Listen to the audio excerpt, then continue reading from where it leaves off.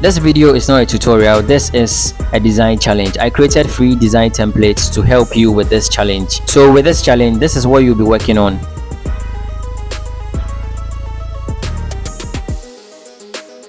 I have carefully selected some resources to help you with this design challenge. I will leave the link in the description so that you can download the files and the resources. I will select 4 people for review. If you hit my DM with your designs, this is how to send your works. Send it to the Photoshop Print Studio at gmail.com. Let's get started with Affinity.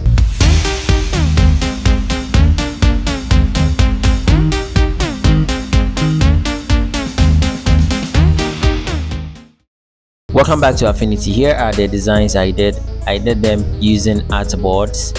So the first slide here, you can see this is a product design, so the Apple iPad, and then this slide here is the travel and tour, and then this one is the brand design or poster design for a gas station or fuel station, and then this is a car wash. This brand doesn't exist anywhere. Let me quickly explain some few things to you before you start your designs on this challenge. Let me use this artboard here for example. So this is the travel and tour. What you can see here is you can see some shadow effects, and then you can see some highlight effects here. The same thing applies to the bag here. You can see some shadow effects on the bag, and then you can also see some highlight here.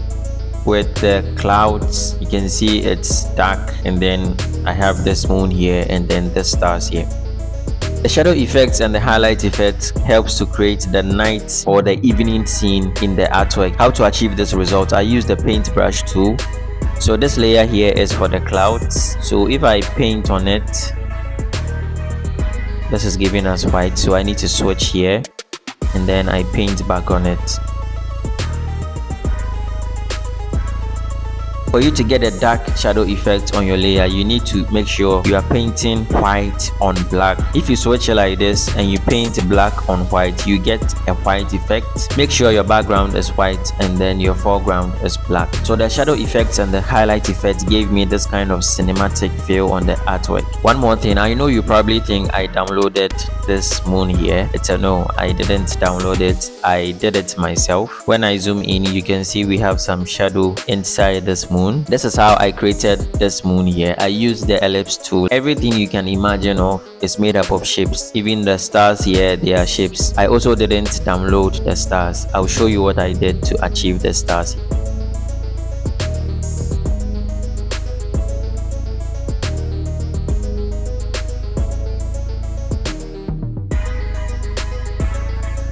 I added an inner glow and then an outer glow effect. So I select all my layer effects, and then this is my outer glow.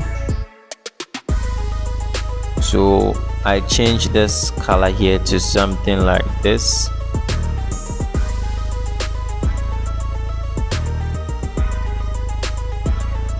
And then I added my inner glow.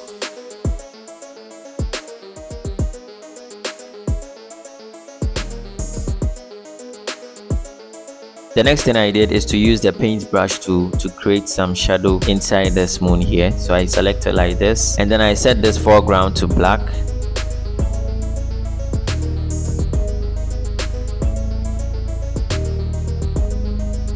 And then the next thing I did is to create a clip marks into this shape here. So I drag and I place it on top of it like this. So that is how I created this kind of moon effect. Alright, so the next thing I'll show you is this stars here. In fact, I had fun working on all the artworks. So this is how I did the star here. The same shape tool, and then you have the option, the star tool. So I select it and then press and hold shift, and then I draw a star like this.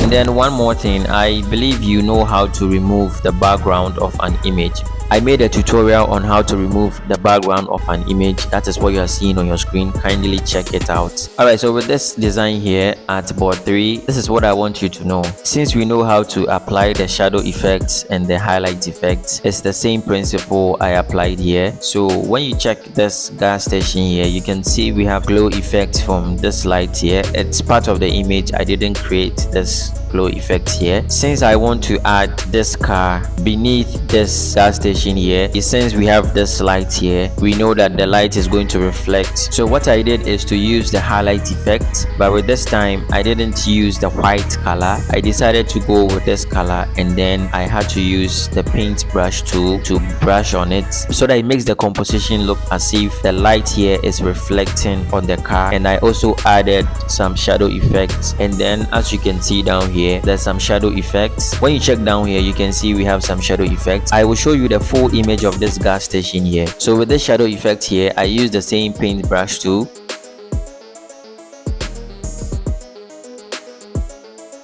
This is the so as you can see, this is the image I used. When you check this side, this is the exact spot where the car is. You cannot see any shadow effect here. And also with this car here, I added a bit sharpness to it. So this is the sharpener. I just paint over the part where I want the image to sharpen.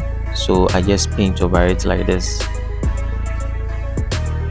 The next thing I did to this car image here is to add some light effects from this car's headlight here. So this is how I did it. So I select the pen tool like this, and then I create a shape like this.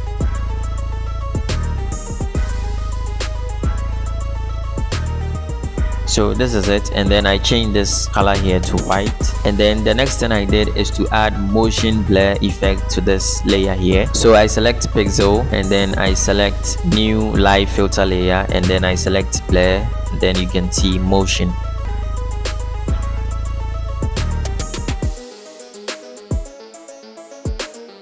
The next thing I did here is to add a Gaussian blur effect. I select on my layer effects, and then Gaussian blur effect.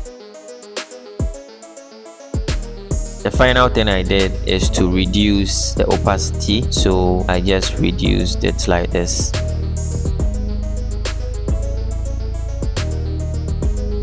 So as you can see, this is how I was able to create this kind of effect. The final artwork is this. With the image itself, there's no shadow effects on this portion here. I had to create this shadow effect here so that the text on the design here will be visible enough. Let me show you the image itself and how I was able to create this white portion.